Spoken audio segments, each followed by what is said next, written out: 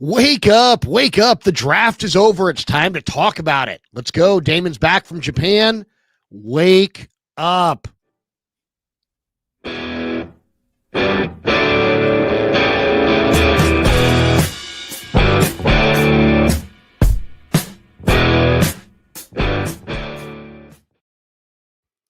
Konnichiwa. Oh my goodness. It is great to be back. Wake up indeed. It is, oh my God, where are we already? Monday, April 28th. And like you said, Larry, the big moment that is the NFL draft, the huge gathering that came together in Green Bay.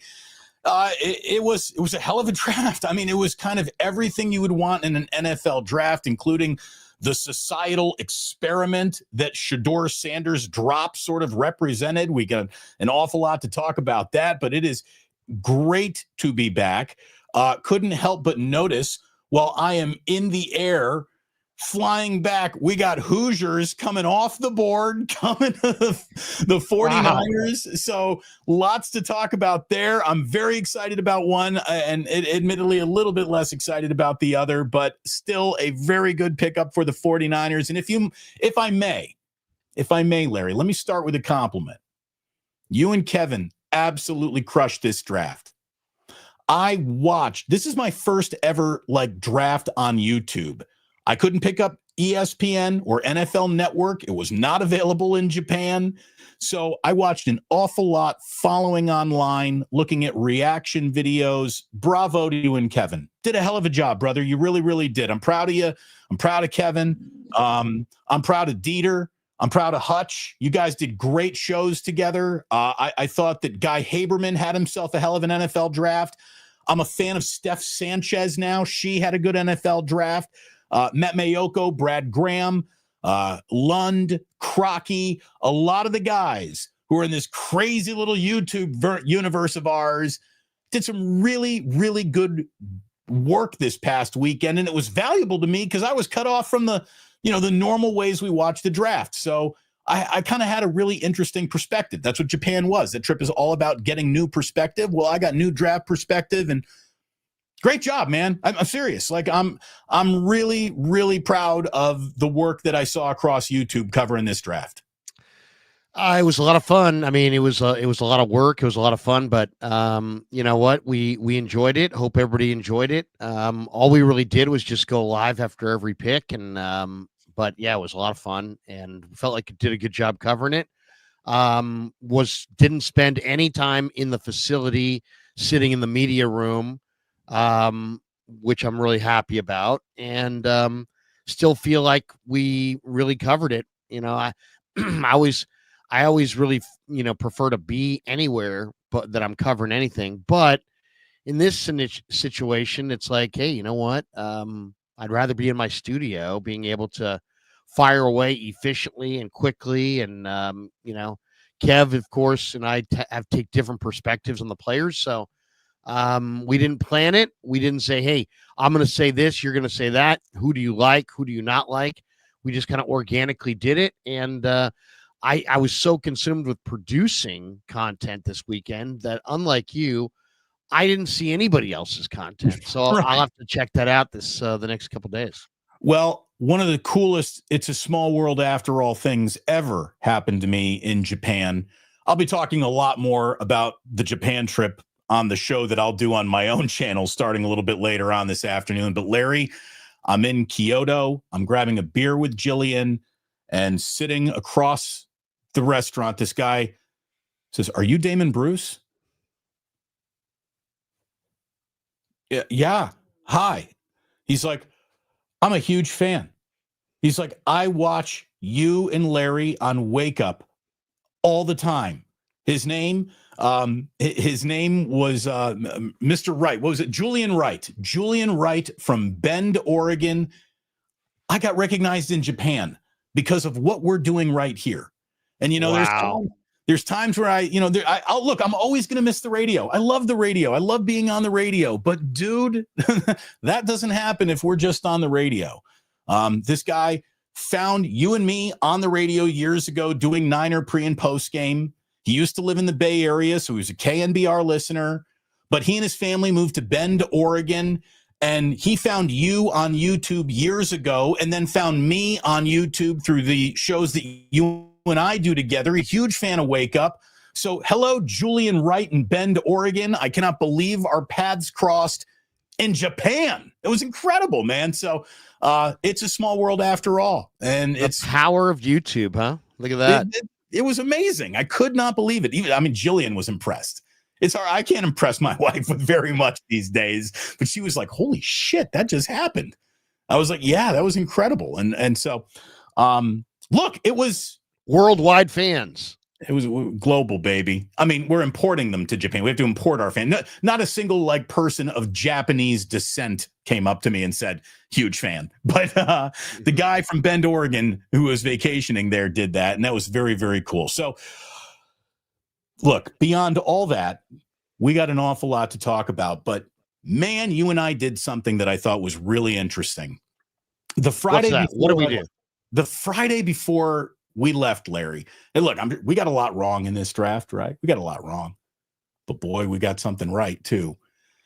And what we both agreed was the best mock draft we did. You set the parameters. We worked off the Robotech, not Robotech, but Draft Tech. Sorry, I was just in Japan. I'm thinking Robotech. We use the Draft Tech parameters of their first 32 prospects are the first round. So you can't take any of these names later than that. And we basically did the draft backwards. Do you remember at all how that show started? No. Okay. I don't. Okay. I don't. Refresh me. I'm glad you don't, because I'm not saying, good audience, that you're watching two of the smartest cats doing this, but let me show you what we did. Yeah, what do we do? This is going to be Inception, by the way. This is going to be us looking at us in boxes and boxes and boxes. But let me just share something. We both agreed the way that we did it, we couldn't move guys past where they were slotted, and it was a very good exercise. Let me just share this quickly, Larry. This is you and me starting the draft. Well, I'll let the tape speak for itself. Scroll that back up, because the name that I'm starting with is right there. Because who do you obviously defensive tackle is a very important position of need for the 49ers, but I'm not going to spend my first round pick on it. I am going to spend my second round pick. With the 43rd pick, I'm taking Texas's Alfred Collins. He's one of the best against the runs at his position in the nation. He's got the size that the Niners need. He has played a massive amount of college football over 5 seasons, 1,800 snaps on his body in the Big 12 and in the SEC. He has played well against the big boys, and he has only played against the big boys. I think Alfred Collins is there at 43. I like him at 43. I'm taking him at 43. And he's a defensive tackle that I hadn't even really thought about that much until last night. And I do. I kind of like him. And I figured he was there. So I took him. And you're putting him down as your round 2 pick. Okay, good. Okay, so for my defensive tackle position, and it's tough because, man, there's only so many. You can't fill every need, and you got to ask yourself where can you get us? The Niners need starters at defensive tackle. But I'm going to go with your guy, CJ West from Indiana. You're not getting to D tackle until later in this draft. Okay. Well, yeah, exactly. And I have that down as round 4. And some people think he's going to go in round 3. There's so many defensive tackles. Somebody's going to slip to round 4. I mean, Kruger. Come on. I don't want to say we're great at what we do, but we kind of nailed the defensive line, interior defensive line. I had the second round. You had CJ, and we picked where they would be drafted too. So that was a good exercise.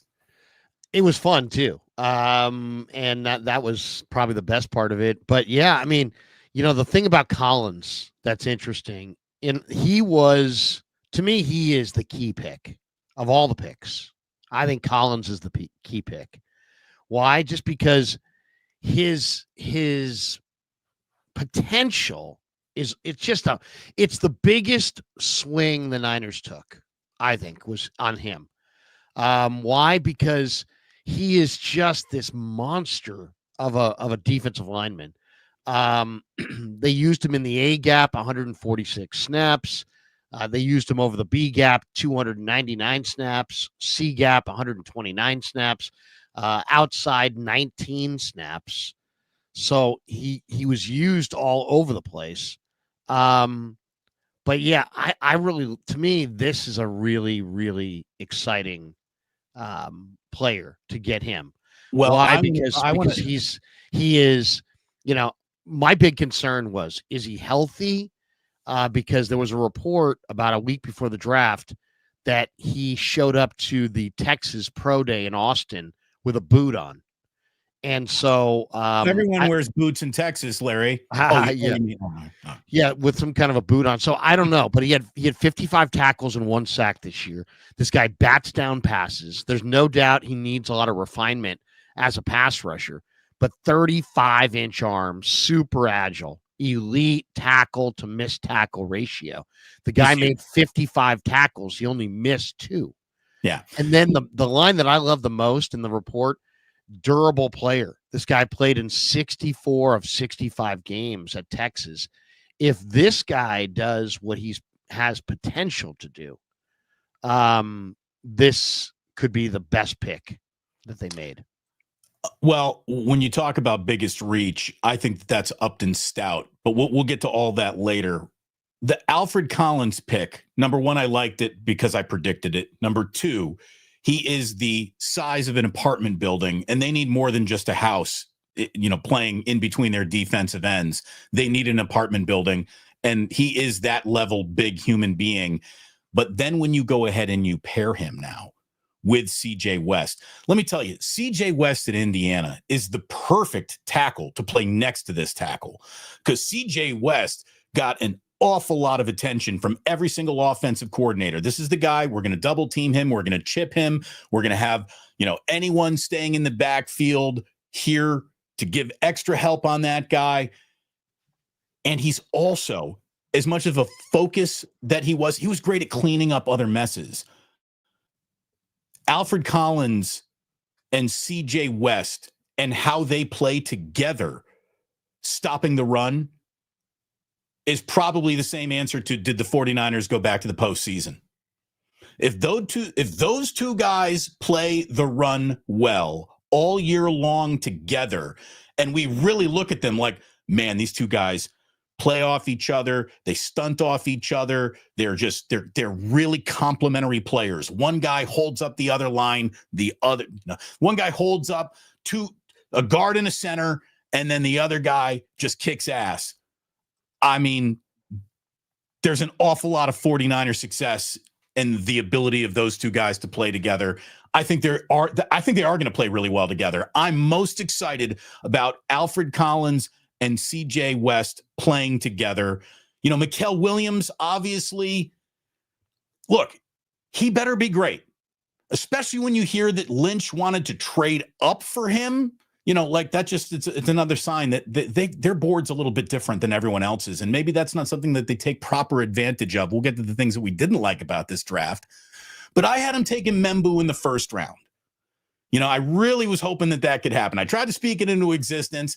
The fact that they were looking to trade up, but not for an offensive lineman, and then didn't address offensive line until much later, that's a little bit of a concern.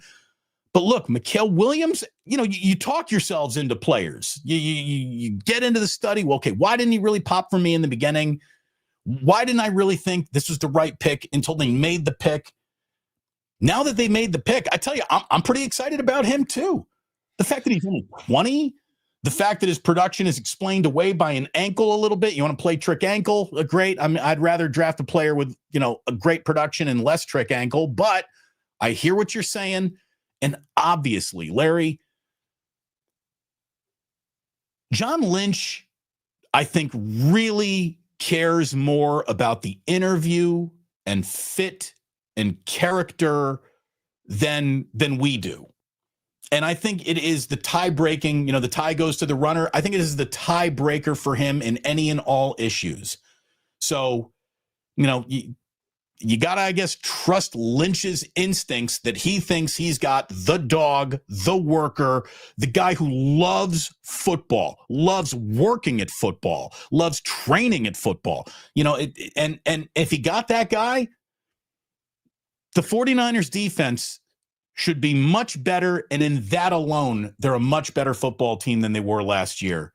The fact that they were so heavy defense early in this draft, it started rubbing me the wrong way around, the fourth round there. But well, I mean, okay, first of all, on Collins, 6'5" and 5/8, 94th percentile, 332 pounds, 92nd percentile, 85-inch wingspan, 97th percentile, 34 and 5/8 arm length, 90th percentile.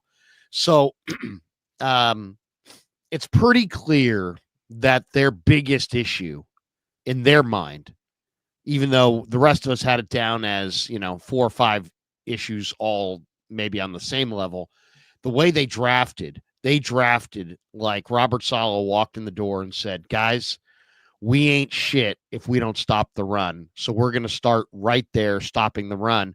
And after we stop the run, we'll worry about everything else. But until we stop the run, we're not going to worry about anything else. And, the one thing that I saw about Collins that was so interesting is that when he was in the game, Texas averaged allowing 2.9 yards per carry. So he is an absolute awesome run defender. And then your guy West, to me, I was going through why I liked him so much, because he is short and he's got short arms. But what he's got is he's got unbelievable torque and strength in his hands and forearms, and he can just throw anybody. I mean, like if you ever get in a bar fight, you want CJ West covering your backside, because this guy will throw anybody away. I mean, the film is packed with CJ West throwing 300-pound centers and guards down like tissue paper. His hand strength is so off the charts. They're like little stones, and he absolutely throws people away and plays the run and plays with great leverage, because he's like Leverage McLeverage's, little brother. Now, he's a lot like DJ Jones. He won the Michigan game, no doubt, shutting down the Michigan running game.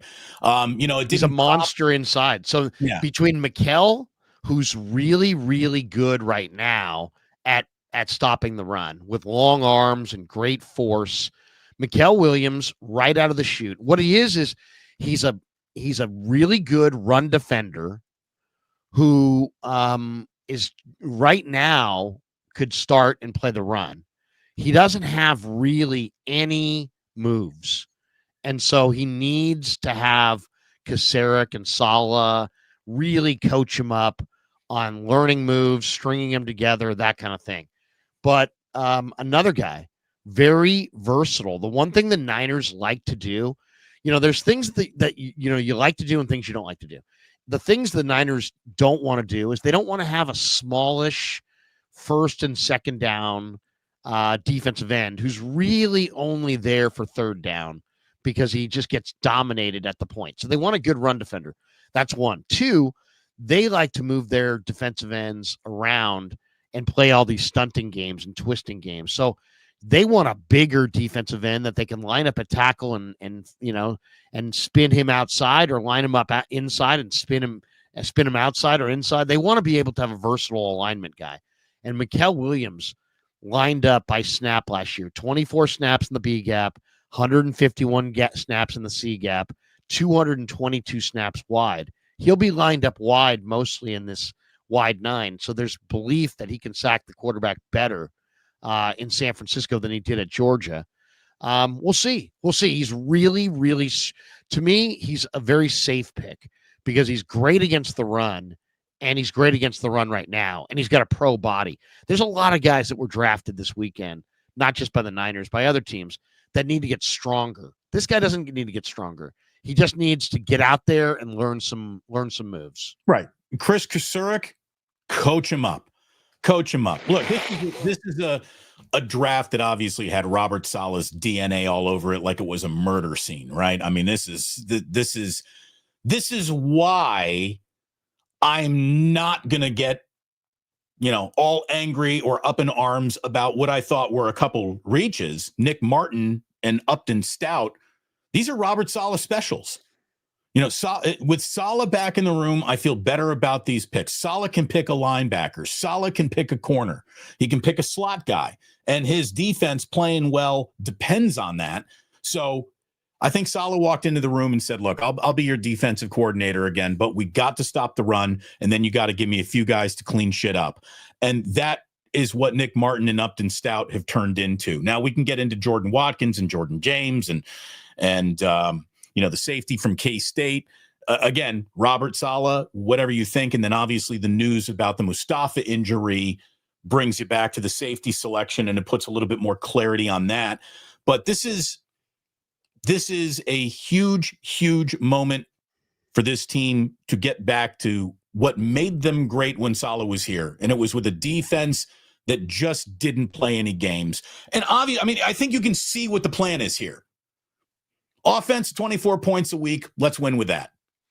That's what they're hoping for. They want an offense that gives them 24 points a week, and Kyle Shanahan hopes Robert Saleh being back in the room makes that win more often than not.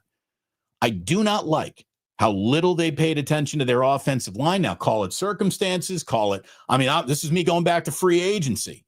Do something there then, if you're worried about how the draft could play out. I wished that they had done something to their offensive line. And if they improved their defense against the run to the detriment of their offensive line, well, that could come out in the wash and you're not much of a better football team. I wish they could have done a little something more offensive line minded earlier in this draft. I mean, they're about to make a huge investment in this quarterback. Or, Larry, go ahead and let's start. You want to go nuts? Let's go nuts. You go ahead and cut Brock Purdy right now. You go ahead and trade him because you got Pocket Brock. That's who Curtis Rourke is. He's Pocket Brock. Every single element of the Brock Purdy story that you like, the kid who has been overlooked, undersold his entire life, blah, blah, blah. Now he's got an opportunity. He was a rising tide in a nothing program, made them significant for a minute.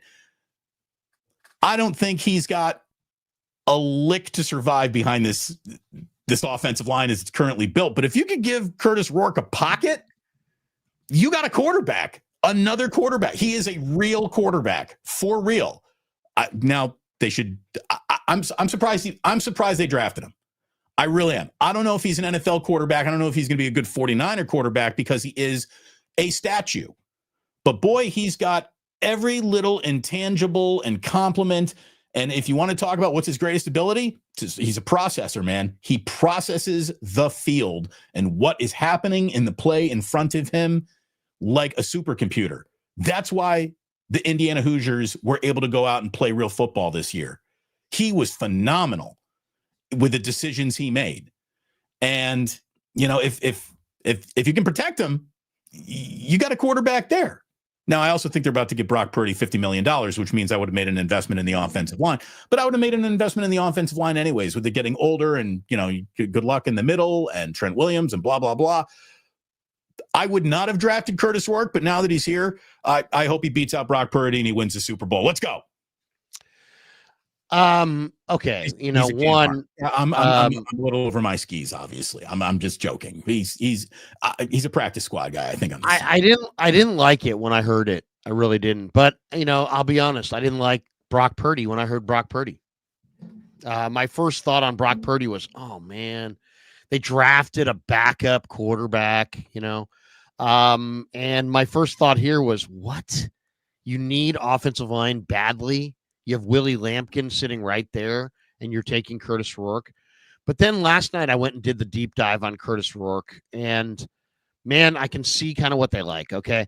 First of all, he's not going to play this year at all. He's got a torn ACL. He needs surgery. So he's going to have, they knew that. He played on it all last year. Yeah. So this year they're going to fix it. Right. I mean, he showed his toughness. He played on a torn ACL all year. But so he's not going to play. I mean, like, they're going to have that surgery. they're gonna redshirt him. He is gonna be essentially out for the year this year. That's how they're gonna do it. So they basically just a draft and stash player for the future. He is very accurate, 69.4%, and he takes shots down the field, 9.4 yards per attempt. Those two numbers in a vacuum tell you he's pretty decent. He's completing 70%, and he's got 9.4 yards per attempt. That means he drives it down the field, and he completes a high percentage. 3,042 passing yards, 29 touchdowns, 5 picks. The number I didn't like, 7 fumbles. He fumbled 7 times this year. Now, the one thing when you watch him, this guy can read defenses. This guy can make any throw. Why is he a fit for Shanahan? And then this is one of those things, Damon, where you almost have to go investigate each quarterback, figure out what they're good at, what they're bad at.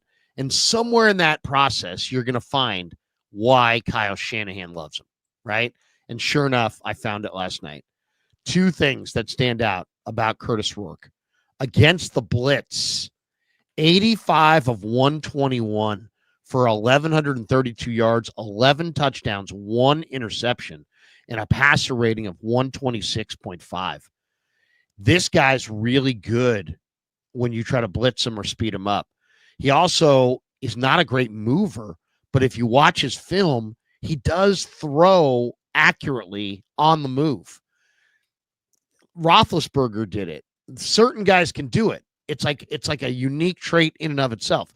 Some guys are accurate. Some guys can run. Some guys can't run. Some guys can run, but they can't throw when they're running. This guy can throw accurately when he's running. Well, so here's that's the thing. pretty good. He's a statue in terms of where you want him to throw, but you can design a rollout for him. Like he's got footwork. He's right. You can move him around as long as the pocket's sort of moving with him. Once the play goes off script and he's running for his life, that's when he gets in a little bit of trouble. I think that's what caused the fumbles. Indiana's offensive line was good, not great. And that is another reason why, I mean, a lot of guys in this draft were the guys who caused those fumbles. The number one factor, his number one factor, and the why he's a great fit for Shanahan is that Shanahan at his core. Now, this year he went away from it, but at his core, coming into this year, Shanahan was a guy who liked to run the ball and play action pass off the ball, off the run. And this guy is awesome off play action. In 2024, Curtis Rourke on play action passes was 90 for 111 for 1,200 yards, 14 touchdowns, 1 pick, and a passer rating, wait for this, of 147.5. So why does Shanahan love the guy? Because I would have taken like a Seth Hennigan, Brady Cook, Peyton Thorne, Cam Miller, Riley Leonard, more guys who were more mobile. But Shanahan loves the fact that this guy can make all the throws, and he's really, really good against pressure, and he's really, really good off play action. So who knows? I mean, I hated the Purdy pick. I didn't like this pick either. To me, there were more pressing needs. But if you hit on a quarterback, you're ahead of the game, and he's a true redshirt guy. So he's not going to play a down this year. He's going to redshirt. Brock's going to be your 1. Mac's going to be your 2. Mordecai's going to be your 3. There's not going to be really any competition there, only between probably Mordecai and Mac for number 2 a little bit. And other than that, Curtis Rourke is a draft and stash quarterback. It's not yesterday. I didn't love it, or 2 days ago, I didn't love it. After last night, I like it a lot more. Yeah. Gotta be honest. I like it a lot more. It's one of those, like, you got a football player. There he is. That guy's a football player. I don't know. There's probably a better way to say it. There's more draft cliches I could throw at you to explain who he is, but he's a guy who walked into a situation that was a new situation, moving parts all around it, and really exceeded. And like Brock, he wasn't yet another 5-star recruit playing behind yet another 5-star recruit, throwing to yet another 5-star recruit. he was the direction that the team had to be pointed in every week, because if not for him, it's not going to happen. And it kept on happening and happening and happening and happening. This guy made a football program that has been historically lost in the woods an awful lot better. And I don't think that, Kurt Cignetti, the coach who came in and changed, Indiana around, has the success that he has with anybody else other than Curtis Rourke. He really, really did what is the equivalent of college football impossible. And that's make Indiana a respectable program. Now, did he struggle against Notre Dame? Did he struggle against Ohio State? Yes. But that was also the national championship. I mean, Indiana's breakdowns were hardly just dependent on the quarterback in those games. Special teams slit throats in both of those games for the Hoosiers. So, it's too bad when most Niner fans who are watching us right now saw him. He played his 2 worst football games of the year. He played his worst football when most people were looking at him. All the other games, Big Ten opponents, he kicked ass, man. He's a really good player. We'll see what he does. And like you said, as an investment, great. It felt like the Niners needed more urgency, though, to address the upcoming season. They didn't have a lot of draft and stash options, and they took one. And I'm cool. Look, you want to take a quarterback every year in the 7th round? I'm fine with it. I really am, especially with the luck that they ran into in Purdy. I think almost every team should do that. Should we talk about what we don't like about this draft, Larry? Sure. A little bit. Well, I haven't talked about what I really love yet. Oh, okay. Well, here, why don't we do that? We'll keep it positive, and then we'll work to the negative. Go ahead. Well, I mean, to me, I know they didn't go off. By the way, the nickname for Curtis Rourke is pretty amazing. So, by the way, the Maple Missile. Yeah, the Maple Missile. No one called him that not once. No one called him that not once all year. That is a post. That's like an after the fact bullshit. No, Don Fisher never called him that. I never called him that. None of my friends ever called him that. Not a single Indiana chat room ever called him that. That is some post ESPN draft kind of bullshit right there. But yes, this is Maple, Montana. The Maple Missile. Now that he's a Niner, he's Maple, Montana. He fumbled too many times. He's a little bit older. He's going to be 25.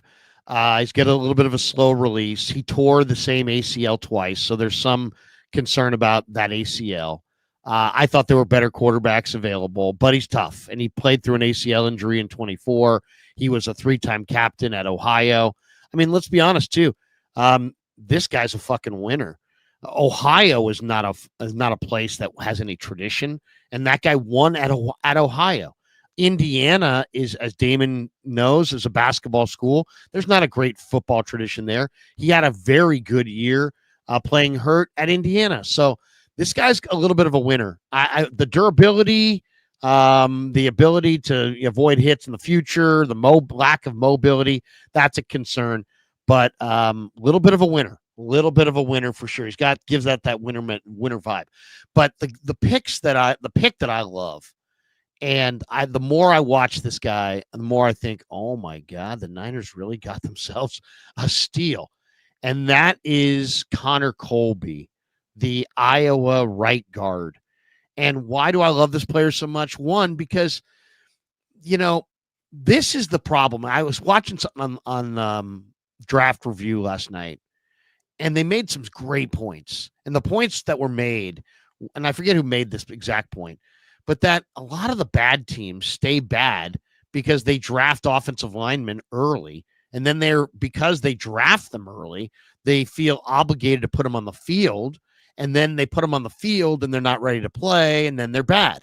And then they're back drafting high again. And it's like a self-fulfilling prophecy. You draft offensive linemen high. You then are forced to play them before they're ready. Then you don't win games. Then you're back drafting high again. So I do understand the Niners mentality of spend your money on your athletes on defense. Spend your money on your guys who touch the ball on offense. And Damon, it's funny. This is a bigger conversation. But it's really weird. The Niners under Shanahan and Lynch have had a lot of success. The Niners in the 80s and 90s had even more, right? A lot of success. They won Super Bowls. The Niners in the 80s and 90s had Bob McKittrick as their offensive line coach. They never drafted offensive linemen high. Of all of their drafts, the only offensive linemen they ever took high were Bubba Paris in the early 80s and Harris Barton in the late 80s. Other than that, they never really drafted offensive linemen on the first round of the draft. They just didn't. But back then, it was like loved. Niner fans loved it. They were like, this is our advantage. We have McKittrick. We like different type linemen than everybody else. Everybody else is investing first and second round picks in offensive linemen, and we're signing smaller athletic guys that fit McKittrick's system, and we're winning Super Bowls. Well, everything is still happening. Take out McKittrick, add in Forster, and they're getting to Super Bowls. They just haven't won a Super Bowl. And look at the difference. Niner fans do not look at Chris Forster and the Niners' approach to their offensive line and say, wow, you know what? They actually had pretty good measurables last year. Brock Purdy was not sacked very much. The Niners are found the best offensive lineman in last year's draft, and they found him in the third round. The Niners don't need to use a high pick on an offensive lineman because they've got Forster and they've got a plan and they've got no. Now it's just like negligence. Forster is an idiot. The Niners are idiots. They don't know. They just drafted Dom Pooney. He would have been the best offensive lineman in last year's draft, and they got him in the third round. And guess what they've got in this draft? I think they got another unbelievable steal. Why? Because Connor Colby is, when I did a video about a month ago on who are the Niners really looking at on the offensive line? Because we mocked him, but we never actually talked about it. And so I went and looked at their offensive linemen they drafted last year. Lombardi did a piece on it. There was a couple other people that did a piece on it. They drafted guys, Damon, that had great short shuttle numbers and 10-yard split numbers. They value quickness and mobility over power at offensive line. So that's what they go for. Well, that's what Nugent was. That's what Kingston was. That's what Pooney was. That's what Bryson Mays was. And they found a couple good players and a really good one in Pooney. Well, guess what?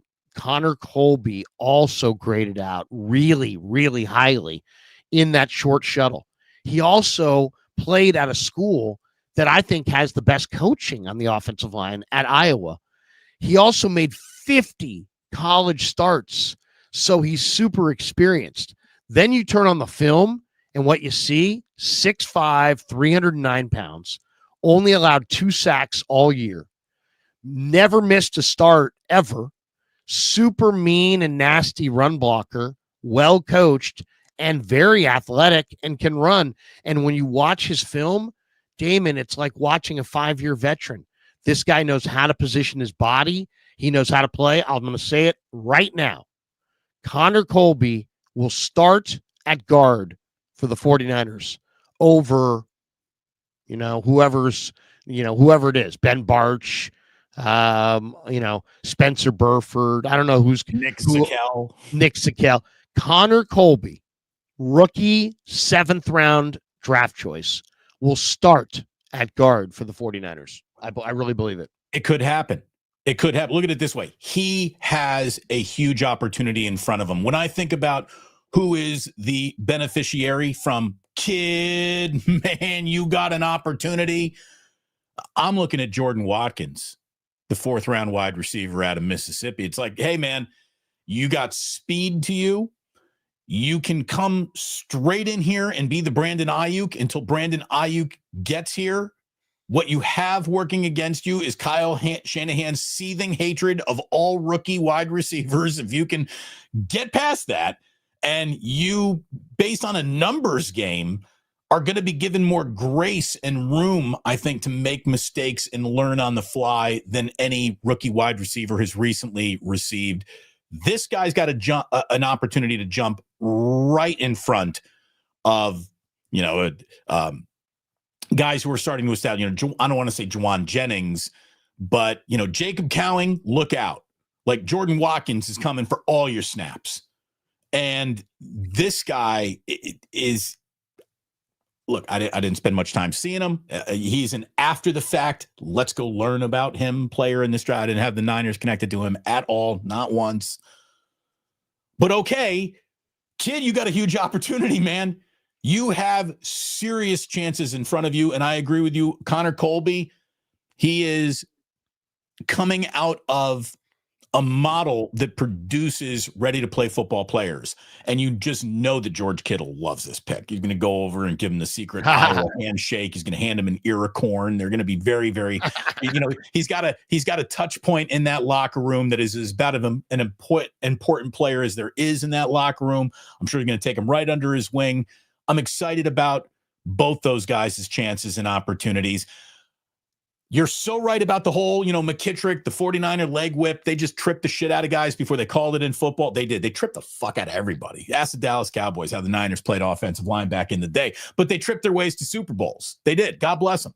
And everything could be just fine and dandy. The Niners have good O-line metrics. Until Trent Williams gets hurt. Yeah, they have no tackle depth, none. If Trent Williams gets hurt, the bets that you were making on this season are all off. Trent Williams needs to play 17 regular season football games and all the postseason as well. That is non-negotiable. And that's that's what I hate about the world the 49ers did create for themselves in this draft. They are fucked.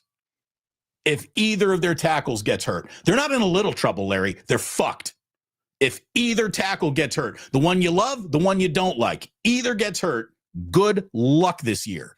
They're in trouble. Well, they're not. Yeah, I agree. I mean, they're not. I got to think they're not done adding to this thing. But I mean, this right now, I would say left to right, this is the Niner O-line. Trent Williams, Ben Barch, Jake Brendel, Dom Pooney, Colton McKivitz. I'm only really satisfied with probably a couple of those guys. I'm not that satisfied with Barch because I don't think there's durability. I'm not that satisfied with Brendel. I'm okay with McKivitz. I like Trent and I love Pooney, but I don't see the depth. Now, Burford is there. I like Burford's talent. Matt Hennessy's there. Maybe he's a significant player. I do like Drake Nugent. They also signed Drew Moss out of Colorado State. But yeah, I mean, to me, Damon, this was one of the things that went on one need that went unfilled. I mean, they had two needs on the offensive line. They had to add themselves a solid interior player. And I think they did that in Connor Colby. And they also needed to add themselves a swing tackle. And I don't think they did. I think there were guys that they really liked. I thought maybe Miles Hinton from Michigan, but then he went, I think, to Philly or Ravens or somebody late in the draft. So the tackles really came off the board. There's a saying, I mean, and I've heard a bunch of scouts say this, that wherever you have your quarterback, your corners, and your offensive tackles listed, you ought to push them further up the board. Because if you don't, there's such a such a need for those positions that the rules of supply and demand will push them up the board. I get the feeling that the Niners set their board the way they set their board, and they don't push their quarterbacks or their corners or their offensive tackles up. They play it the way it comes to them, and with other teams going early for those positions, the Niners, keep saying, well, no, we have a tackle we could take here, but he's our 11th guy on our board, and we've got two guys that are second on our board. No, we're going to stay true to our board. We're going to take the better player. But yeah, who's your backup tackle? Who's your swing tackle? It will be interesting to see. I think the Niners are a candidate, Damon, to either sign a veteran or trade potentially for a veteran. And if you told me that they went to camp with this group of offensive linemen and that they found a swing tackle either at the cut down or in the trade market in August, I think that could happen as well. I think it could. I think it's going to need to happen. They also in their undrafted class of rookies, signed tackle Drew Moss out of Colorado. Now, yeah, I think he's a guard. I think he might be a okay. guard. Either way, he played guard for them, I think. Colorado offensive linemen do not come cloaked in glory this draft. You know what I mean? Ask Shedeur Sanders. This guy's CSU. He's a Colorado State guy. But either way, I mean, I don't know a lot about Drew Moss, but yeah, they signed Drew Moss. I mean, I'm sorry, he is Colorado State. I forgot to put the state. I just put Colorado. The backups here, so Trent, Barch, Brendel, Pooney, McKivitz, those 5 guys probably going to make the team. They're going to come up with 3 or 4 backups out of the group. And I would say Connor Colby, Drake Nugent, Burford, Hennessy, Zakel. Those are probably the guys that compete for those spots. But then Austin Pleasance is probably your swing tackle right now. And I would imagine they're going to try to upgrade that. So look for them to, add an offensive tackle between now and whatever summer. I think they'll probably add an offensive tackle. But I love Colby. And to me, when you watch Colby, the one thing that's noticeable, he's a veteran. He's a veteran player. I mean, this guy's played a lot of football. And so you can see it. Like when you're watching this guy, you're like, whoa, 7th round pick. His 10-yard split was 1.78, which is a great number. His 40-yard dash was 5.11, also a very good number. Very dependable, very durable. 50 college starts to his name, and yet he's only 22 years old. If you watch the film, he played right guard at Iowa. He wears number 77. Mobile, well-coached, run mauler, struggles a little bit with pass protection, but, freshman All-American, zone blocker, 10-inch hands. One of the scouts called him a run-blocking menace. I mean, that's what run-blocking menace is what I'm looking for. You give me the word menace associated to as many football players on a team as you want. I like it an awful lot. Like and subscribe. Hit that like button right now. We should be getting lots of thumbs up as it exists right now. Hopefully you're subscribed to both channels. If you're not, please do so. Larry, look, I like the draft. I think the Niners had a good draft. I think the Niners are a better football team today than the day I took off to Japan. I really do. Even with the incompletes, even with the reaches, I hope it works. I am placing faith in Robert Saleh being all over this draft, and hopefully, John Lynch, who, I just think so. All right, here we go. We're going to talk moving market forces here. I think the 49ers need a director of draft projection. They have their board, and they're committed to their board. I don't think the Niners understand how their board relates to the rest of the NFL. And I know that this is unknowable knowledge because it's not like other teams are going to tell you, well, here's what we think. These are our philosophies, and this is how we go about doing our business. Everybody's got their own proprietary information. But it is clear that the 49ers have a value system which has them reaching for players as to where the consensus seems to be where they are in this draft. And I just wish the thing that I like the least in this draft for the 49ers is that they didn't trade back not once. There were more players to be attained in this draft and still walk away with the collection of players that you got in this draft. I really believe that. No one was coming for Upton Stout in the 3rd round. Not a swinging dick in the NFL had him mocked above a 5th. I mean, that was a mega reach. Now, you start reading the stuff and you're like, oh, dude, this kid from Western Kentucky, he's a dog. He's K1 Williams, blah, blah, blah. I mean, you get yourself very excited about him quickly, and I'm not crapping on the pick. But you could have gotten Upton Stout in the 5th round. You did not. I'm okay with that. If you have the conviction. I mean, the biggest what the biggest reach was? It was Nick Martin. I actually did a breakdown after the draft, and I went and looked at where Matt Miller, our buddy from ESPN, had everybody ranked, and then I looked at where Dane Brugler had everybody ranked, and then I went and saw where they all went, right? And the biggest reach of all was Nick Martin. Nick Yep. Martin was projected by Brugler to go 200. He was projected by Matt Miller to go 234, and he went 75. So that was the biggest reach on paper. But you know what? I'm okay with that.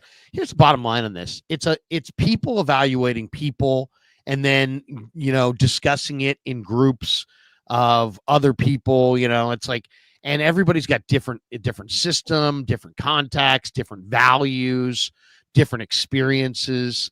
So I'm okay with it. I personally thought, okay, I thought they reached for Mikael Williams because I thought there were some really good players behind him. But you know what? I understand why. I mean, he's 6'5". He's got super long arms. He's great against the run. You're terrible against the run. You're looking for a first and second down run defender at defensive end. It was him or Shamar Stewart. They both were traits-based picks. And this guy had a little bit more production and maybe is a little less crazy than Shamar Stewart, a little bit more solid as a guy. Well, so I think that's why they went with Mikael. But I'm okay with what they did. I love the CJ West pick. I thought the Stout pick was really good. I love the Nick Martin pick. I love the Jordan Watkins pick. The only two picks that I was like, really three, but I'm even one over on the Maple Missile now because I can see the value of his decision making. But to me, the two picks that I was like, kind of like, I don't know. One was Jordan James. Yeah. The running back from Oregon. He plays with power. He's his own runner. He's got vision. He's decisive. I know Frank Gore liked him. He can catch. He's not a burner. He was he was one of the main reasons that Oregon was awesome this year. He had 0 career fumbles, which is, I see Elijah Mitchell's replacement. He's a good pass blocker, so Bobby T will like him. But I if you told me that Corey Kiner from Cincinnati, their undrafted rookie free agent, is going to outperform Jordan James, I wouldn't even doubt it. I love, they're very similar. Hey, 5'9", same height. Corey Kiner's got better, really good contact balance. Corey Kiner was Ohio's Mr. Football. Started at LSU. To me, they got two backs, but I'm not sure that Kiner's not better. Instead of Jordan James in the 5th, I would have been just as happy with Kyle Monange in the 7th. By the way, he went a few picks, 7 picks after Rourke. I really think that is where the draft sort of pivoted to. And didn't love that. Didn't love the Marcus Siegel K-State pick either. I mean, you understand it a little bit more once we got the Mustafa news, right? Yeah, no, I mean, I understand why they needed a guy there, but as far as he was another guy, I mean, Marcus Siegel was rated 263 by Brugler. Marcus Siegel was rated 231 by Matt Miller, and he went 160. That's kind of a freaking reach and a half for Marcus Siegel. But I will say this: 4.37 speed, transferred from North Dakota State, versatile. It seemed to me like a John Lynch pick, from the standpoint of John played safety. Yeah. And it seemed like when he got on the phone call with this kid, he had seemingly a rapport with him. So I'll defer to John. John's a Hall of Fame safety, and this guy does run 4.37 and is a converted corner. So I do like that. Like, if you said to me, what do I want in a free safety? I'd love to find a guy that can cover, who, and if you can get a cornerback, a former corner, oftentimes they are pretty good in coverage. So I love that one. I love the fact that they got a corner with this pick. I just didn't love, Marcus Siegel from K-State at that point, when that seemed like there were a lot better guys there. The one bit of residue from Trey Lance that is still over the 49ers that I think makes them better now at the drafting process, and you can see this being played out in just about every single guy that they drafted, is they're not taking guys who they don't have a lot of film of anymore. All these guys played an awful lot in college. There are college careers on these bodies coming in that they really had a lot of time to evaluate. where they, Trey Lance, he didn't play very much. We still don't know. It's a lot of mystery. We think, we got a hunch. All these guys come with miles of tape. So that I think is one reassuring thing that I like about this draft as well. Every single player that they drafted was a player who played a lot. So they had a lot to evaluate. And like you said, Lynch, when he gets on that phone, it's like there's already, I don't want to say friendship, that's corny, but there's already a relationship being built there. I think Lynch absolutely has a personality type or ethics, character, call it whatever you want, that is going to be the tie that breaks his evaluation process. If two guys are close, he will leave some physical traits on the floor to take the better guy. And there's no problem. I got no problem with that, by the way. I think you need that. Every now and then you got to say, I don't care if he's an axe murderer, he's on the fucking team too. There's an element of that. But, again, John Lynch, he might not have found the perfect safety yet. He hasn't picked a bad safety. Like all the safeties, Hufanga, guys that you move on from, they can play. So he's got some track record there. I'll give him some benefit of the doubt. You're talking about value. Where are they reaching or not? And again, this is where you got to start separating. Well, there's so much noise out there. Where do you get your noise? What do you mean consensus? What is it a reach? Is that a reach because the media just said blah, blah, blah, and then the player went before the media predicted, so now the media is screaming reach, but scouts aren't screaming it? All you can see is that, look, the greatest draft evaluator of talent ever in Mel Kiper nearly had his brain scrambled this weekend because of the Shedeur Sanders thing. So, the beauty's always he blew that. Yeah, the beauty's always in the eye of the beholder. He's blown a lot of things, though. He blew Tebow. No. Nobody's. He called Shedeur Joe Montana. It's a bit much. Right? It's a bit much. Mel jumped the shark this weekend on that one. He embarrassed himself this weekend. There's no doubt about it. But again, that was bad. And then he spent the rest of the weekend trying to justify talking about it all the time. Ridiculous. It was ridiculous. But here's the thing. So here's a guy that you and I both like, right? Warren Sharp. We think he's one of the sharpest knives in the drawer. I really like his work. And he does things in an unemotional, fact-based, chart-based, very interesting way.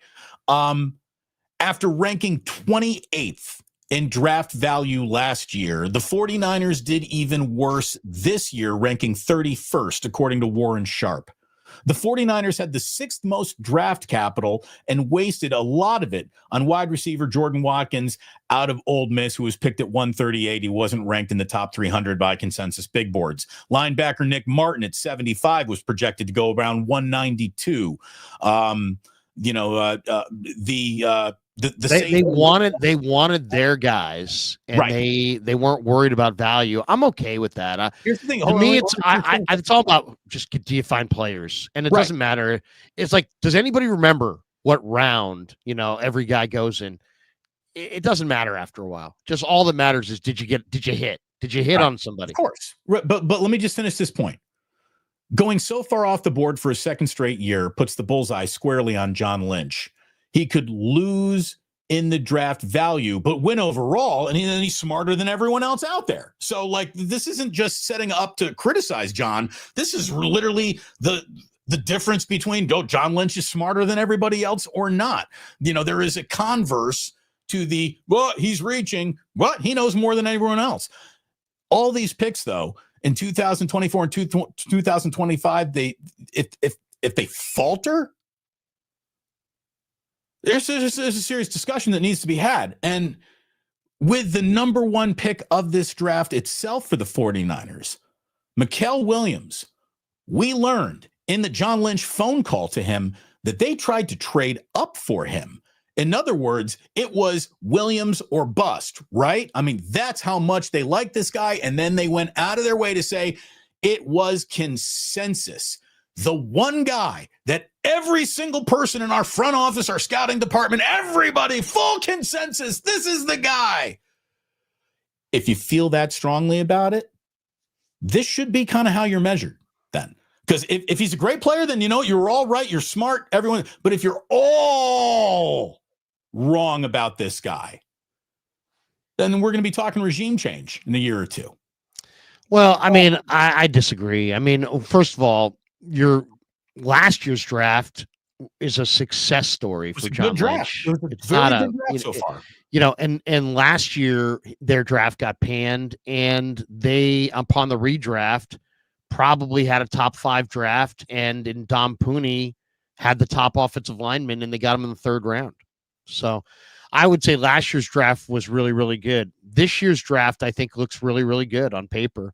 There's a lot of players here. I mean, and here's the other thing too. There were a lot of Niner people, media people, who came out, stated like ironclad 4 or 5 weeks before the draft that the Niners were not going to be a Super Bowl team because they could not do it. They wouldn't have enough talent. And I would say, looking at their roster right now, I don't see a team that, like, at the defensive line, they were super naked. But if you just count defensive linemen, Bosa, Collins, West, Mikael Williams, those are your starting 4. Aquinu, Evan Anderson, Jordan Elliott, Yatir Gross-Matos, those are your second 4. That's 8. So out of the rest of your defensive linemen, you probably got to come up with 2 guys. And of those, to choose between 2 guys, you've got Robert Beal, Kevin Givens, Kalia Davis, Sebastian Valdez, who they just signed, Jonathan Garvin, Alec Barrett, Teron Jackson, who I kind of like, Drake Jackson. So, I mean, they kind of rebuilt the depth there. I mean, and then linebacker wise, Warner, Winters, now you got Nick Martin, Luke Gifford. You're probably looking for one guy to make the team between Graham Bethune, Curtis Robinson, and Stone Blanton, another undrafted guy. So, I mean, they got some players. They bolstered their defensive front 7. They're in an absolute nightmare situation if Kittle goes down or if McKivitz or Williams goes down. They didn't get a tight end. They didn't get an offensive tackle. So that's where they fell short. But I would say the 49ers are going to be a 10-win football team and a playoff team.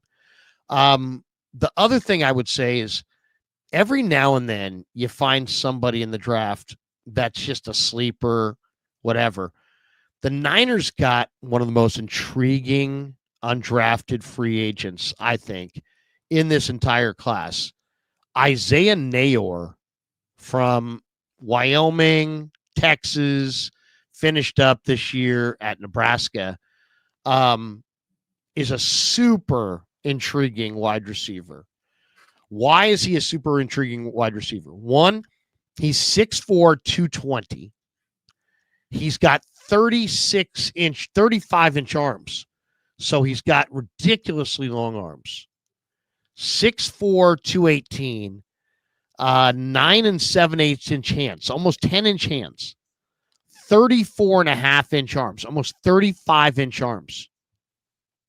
His vertical is 38 inches.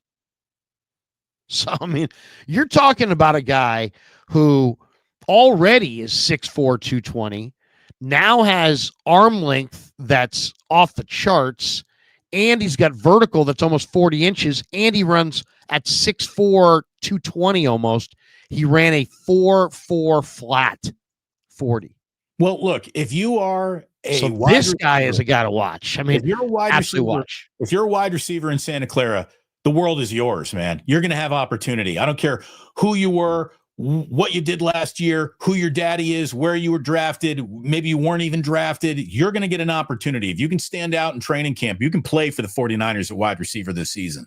So good luck, kid. And I'll say the exact same thing to the guy that they got in the 7th round out of Montana, Junior Bergen. Like, I got no clue. Good luck, kid. You know, you get the whole fucking world in front of you with real snaps that you're going to get in situations that otherwise probably wouldn't going to come to you. So, you know, good luck. You know, you landed in situations dictate careers. the situation for every single 49er wide receiver prospect that they got on their roster is a great situation. These guys can all fight for playing time, and somebody's going to win it. I mean, they got to have 3 wide receivers out there, so it's going to be 3 guys no matter what. Who's it going to be? It's and the Watkins pick. I mean, people want to rip the Watkins pick. Go right ahead, and I understand because he was listed by a lot of people as an undrafted free agent. But let's not, once again, I'm a real believer in this. If you can somehow connect athleticism to production and you have both, that's it. And that's what this kid has. This kid played for Ole Miss. He's got athleticism, 4.37 speed. He's got production. He led the SEC in touchdown catches. There you go. 4.37 speed. You lead the best conference in America in touchdown catches. He only had 2 drops in his entire 60-game college career. 2 drops. Like that? I love this kid. He's built like a running back at 5'11", 200 pounds. But he had a 75-yard touchdown. He's durable. He's the only FBS player with 5 receptions of 60 or more yards in 2024. When Trey Harris went down, this guy stepped up. I had him in the 6th round, but he went in the 4th. So that's definitely a little high, but or was it 3rd? Look, again, this is why 3rd or 4th. This is why, Larry, the Niners need a director of draft projection. They understand their board, but I don't think they have a clue as to how other boards are operating. And that is a level of value that they're not getting enough out of. Again, they could have had 4 or 5 of their players in the draft that they wanted by just trading back and still getting all of them. Like, I did a little thought exercise here. Like, I really hope that Upton Stout is a monster. Go get him, kid. Go get him. But Upton Stout to me was like a big reach in the moment. Imagine if Upton Stout had been Cam Scatterbo, who was there. Could have had him. He went with Upton Stout instead of Cam Scatterbo. So now all of a sudden, you got this really interesting touch the ball a million times offensive playmaker on your team who can play a little wide receiver. He's like Christian McCaffrey light, basically. But Stout's more of a need. Stout's more of a need. You have no corners. But here's the deal. You could have had him. You still could have had CJ West. You still get your wide receiver in Jordan Watkins. And had you gone Scatterbo early, you come on back and you could have got Ty Hamilton, the D tackle out of Ohio State, who's still there on the board, but he's a Ram. You could have gotten. I hear you. I mean, you could play this game. We could play this game forever. You got to do the JJ Pegues again. You could have Kyle Monangi in the 7th round and not taking any running backs. And if your whole thing about, the kid from Oregon is he doesn't fumble, well, neither did Monangi. There you go. He didn't fumble either. So, like, I don't know. I wish that they played their board better against. And it's a tough wish because it's all happening in real time and you don't know who's going where. And after the fact, it's so easy to see. But in real time, I just thought that there were so many opportunities to like trade back 4, 5, 6, 7 picks, and you're still going to get that guy. These don't have to be dramatic trade backs, but it was an opportunity that I think they missed. And oh, by the way, speaking of the division, Seattle, really good draft. The Rams, really good draft, putting arrows in their quiver for first rounders next year as well. Rams are going to be controlling that first round with 2 first rounders next year. The NFC West got better, man. The NFC West got better, and the Niners absolutely got better. I'm excited. I'm not mad at this draft in any way, shape, or form, but we got to talk about it. We got to pick some things, picky. But I really do. I hope they got a collection of really good guys who are ready to get to work because there's opportunity for all of them, Larry. I mean, let's hit some supers. Let's hit some supers because we're both up against it here. Mike Baker says D. Brew's posts from Tokyo were fun, and Larry's coverage was both fun and informative. Great job, guys. Looking forward to a great season. Let's go Niners. Mike Baker. Rakib Jumani, welcome back, Damon. Loved your egg salad sandwich review from Japan. Food critic might not be a bad journey for you. It was a delicious egg salad sandwich. It really was. You need Kapler out there. MSQ says, you say Niners don't go O-line round 1. Staley, Yapati, Davis. Yeah. That's in this latest regime. But I mean, the Niners. My point is that for years the Niners had Bob McKittrick, and they didn't go offensive lineman early, and yet Niner fans looked at it as a value add. Like, yeah, we don't have to waste offensive line picks early because we can get guys late. Well, they're doing that now, and yet people are like, yeah, where are those early picks on the O linemen? Well, they're having success, so let's let them have success. Anthony Licked Scorpion, the only 49er fan still bitching is Grant Cohn. MSQ, would you trade 3 firsts for Malik Mustafa? Malik Mustafa is that, if there's one thing that is a little frustrating is that the 49ers are, hid this from everybody. Yeah. That's against the rules. So I don't know about that, to be completely honest. But yeah, it sounds like Mustafa's mom said that she thinks he'll be back for week 1. So it may not be as big a deal as people say, but we'll see. Look, the Niners lie. That's it. They will cover up information. They will play it so close to their vest they might be cheating. We saw this in week 1 with Christian McCaffrey. They knew he wasn't going to play that day, and they listened to his game time decision bullshit. Like, the Niners cover up injuries. There's no doubt about it. Joseph Ernberg, I really hope Nair looks good and gets a chance. Yeah, no question. Clarence Beeks, member for 13 months. Like and subscribe, you mooks. Thank you, Clarence. Thank you, Clarence. Subscribe if you were put on the waiting list for St. Ignatius. Thank you. That's awesome.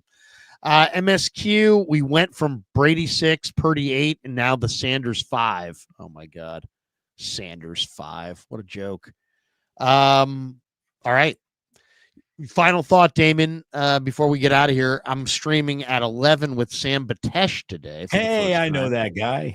Sammy is going to be by today at 11. I'll also be on CamBR at 12:50 with the Gregs breaking it down. I'll also be on CamBR tonight at 6 o'clock for the return of Niners Nightly. We'll have a post-draft edition and take your calls, and I'll give some thoughts.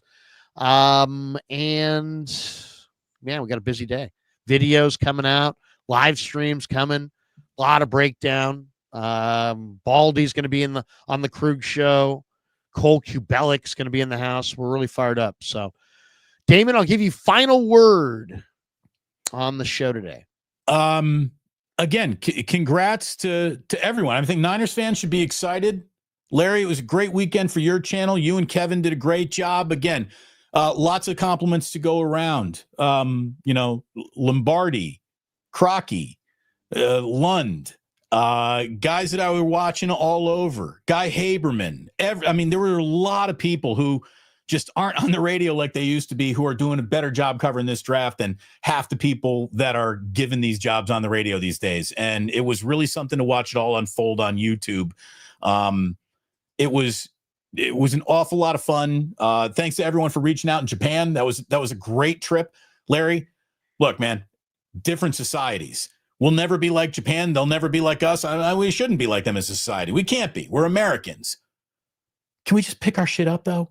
Oh, my God. It's the cleanest country. Not in a napkin. Not a loose napkin blows off of a bar. Like you pick up your drink. The napkin was stuck to the water on your beverage, and then the wind takes your napkin away. Not in the entire country of Japan does that. Not a napkin blows across the street. So let's just clean shit up. And let's have better convenience stores with delicious egg salad sandwiches in them. My final word is Steph Curry has given us a career of unbelievable, unforgettable performances. What we saw from him in Game 3 was one of his best. Steph Curry just played one of his greatest basketball games ever, especially with the absence of Jimmy Butler. What the Warriors are doing right now, this is an awful lot of fun. I think the NBA's opening round has been an awful lot of fun. The Lakers are now on the brink. A lot of fun in the NBA. And Larry, I also cannot help but notice the San Francisco Giants just keep winning baseball games. And let me tell you, we are very close here to it's.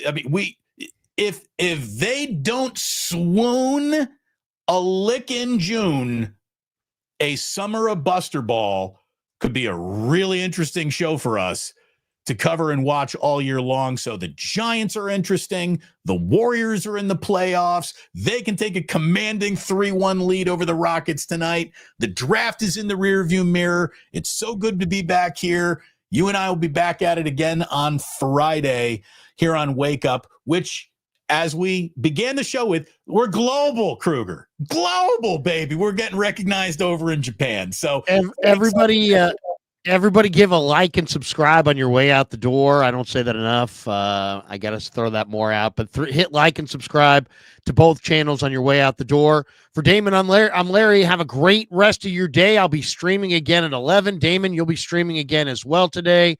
We got a lot going on, a lot of draft recap. Enjoy. Go Niners. Thanks for tuning in.